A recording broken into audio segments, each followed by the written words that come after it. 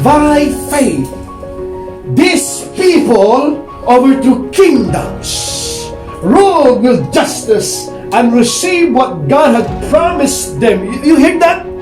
Receive what God had promised them. Hallelujah. Bakit? Ang Diyos kasi yung nangako. Kapag ang Diyos ang nangako, kapatid, pakinggan po natin ito. Walang sino bang makakapigil. Kahit pagsamahin mo na lahat ng demonyo sa impyerno, walang makakapigil. Kapag ang Diyos ang nangako, tiyak na kanyang tutuparin ang bawat pangako ng Diyos.